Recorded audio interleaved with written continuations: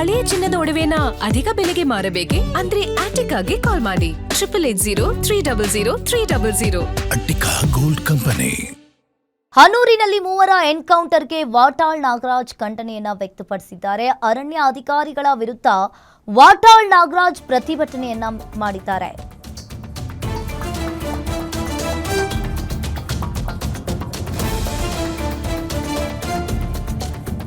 ಅರಣ್ಯ ಭವನಕ್ಕೆ ಮುತ್ತಿಗೆ ಹಾಕಿ ವಾಟಾಳ್ ಮತ್ತು ಸಂಘಟನೆಯವರಿಂದ ಆಕ್ರೋಶ ವ್ಯಕ್ತವಾಗಿದೆ. ಅವರು ಕಳ್ಳರೇ ಇರಬಹುದು, ಅವರನ್ನ ಬಂಧನ ಮಾಡಿ ಜೈಲಿಗೆ ಹಾಕಿ. ನಿಮಗೆ ಗುಂಡಿಟ್ಟು ಸಾಯಿಸೋ ಅಧಿಕಾರ ಯಾರು ಕೊಟ್ರು ಅಂತ ಹೇಳಿ ಪ್ರಶ್ನೆ ಮಾಡಿದ್ದಾರೆ. ಅನ್ಯಾಯ ಆಗಿದೆ, ನೋವಾಗಿದೆ, ಇದರ ವಿರುದ್ಧ ಸಮಗ್ರ ತನಿಖೆ ಆಗಬೇಕು. ಮೃತ ಕುಟುಂಬಕ್ಕೆ 1 ಕೋಟಿ ಪರಿಹಾರ ನೀಡಬೇಕು ಅಂತ ಹೇಳಿ ವಾಟಾಳ್ ನಾಗರಾಜ್ ಅವರು ಹೇಳಿರುವಂತದ್ದು. ಇನ್ನು ಹನೂರಿನಲ್ಲಿ ಮೂವರ ಎನ್ಕೌಂಟರ್ ಪ್ರಕರಣಕ್ಕೆ ಸಂಬಂಧಪಟ್ಟಂತೆ ಅರಣ್ಯ ಅಧಿಕಾರಿಗಳ ವಿರುದ್ಧ ವಾಟಾಳ್ ನಾಗರಾಜ್ ಪ್ರತಿಭಟನೆಯನ್ನ ಮಾಡಿದ್ದಾರೆ, ಆಕ್ರೋಶವನ್ನ ವ್ಯಕ್ತಪಡಿಸಿದ್ದಾರೆ. ಅವರು ಕಳ್ಳರೇ ಇರಬಹುದು, ಆದರೆ ಅವರನ್ನ ಬಂಧನ ಮಾಡಿ ಜೈಲಿಗೆ ಹಾಕಬೇಕಿತ್ತು. ಅನ್ಯಾಯ ಆಗಿದೆ, ನೋವಾಗಿದೆ, ಇದರ ವಿರುದ್ಧ ತನಿಖೆ ಆಗಬೇಕು ಅಂತ ಹೇಳಿ ವಾಟಾಳ್ ನಾಗರಾಜ್ ಅವರು ಪ್ರೊಟೆಸ್ಟ್ ಅನ್ನ ಮಾಡಿದ್ದಾರೆ. ಇನ್ನು ಮಾತನಾಡಿದ್ದಾರೆ. ನಗರ ಜಿಲ್ಲೆಯ ಶಾಂಗೆ ಅರಣ್ಯ ವ್ಯಾಪ್ತಿಯಲ್ಲಿ 3 ಶಂಕಿತ ಬೇಟೆಗಾರರನ್ನ ಎನ್ಕೌಂಟರ್ ಮಾಡಲಾಗುತ್ತೆ. ಇದ್ರ ವಿರುದ್ಧ ಇಂದು ಅರಣ್ಯ ಭವನದಲ್ಲಿ ಕನ್ನಡ ಪರ ಹೋರಾಟಗಾರರ ಅಧ್ಯಕ್ಷರಾದಂಥ ವಾಟಾಳ್ ನಾಗರಾಜ್ ಅವರು ಇಂದು ನಮ್ಮೊಂದಿಗಿದ್ದಾರೆ.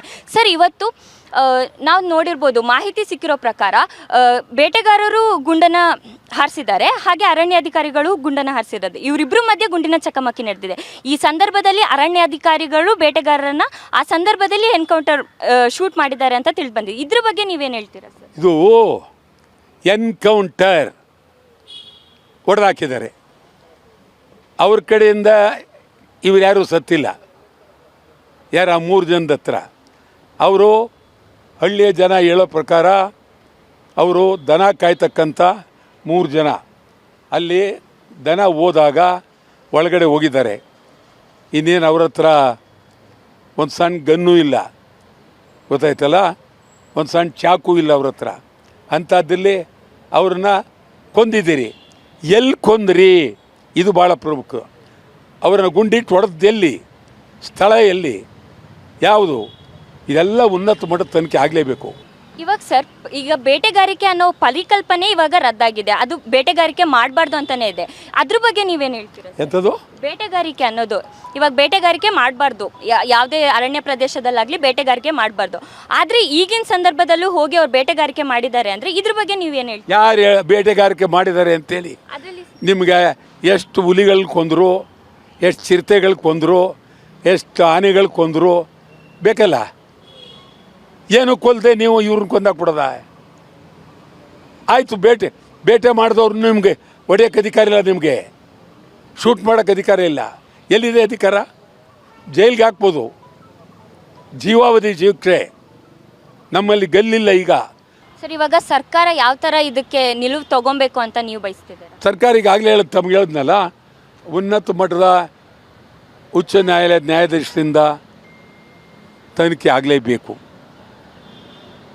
ಮತ್ತು ತಕ್ಷಣಕ್ಕೆ ಸತ್ತವರ ಕುಟುಂಬಗಳಿಗೆ ಕನಿಷ್ಠ 1 ಕೋಟಿ ಕೊಡಬೇಕು. 5 ಲಕ್ಷ 3 ಲಕ್ಷ ಅಲ್ಲ. ಈಗ ನಮ್ಮಲ್ಲಿ ಒಂದು ರೇಟ್ ಇಟ್ಬಿಟ್ಟಿದ್ದಾರೆ. ಈ ಕಡೆ ಸತ್ತರೆ 3 ಲಕ್ಷ, ಆ ಕಡೆ ಸತ್ತರೆ 5 ಲಕ್ಷ. ಒಬ್ಬ ಮನುಷ್ಯನಿಗೆ ಸಾವಿಗೆ 3 ಲಕ್ಷ 5 ಲಕ್ಷ ರೇಟು. ಯಾರು ಬೇಕಾದ್ರೆ ಸಾಯ್ಬೋದು. 3 ಲಕ್ಷ ಬೇಕಾ ಸಾಯಿರಿ, 5 ಲಕ್ಷ ಬೇಕಾ ಸಾಯಿರಿ. ಈಗ ರೈತರಿಗೆ ಹಂಗೆ ಮಾಡ್ತಿರೋದು ಗೊತ್ತಾ? ರೈತರು ಸತ್ತರೆ ಏನು ಮಾಡ್ತಾರೆ?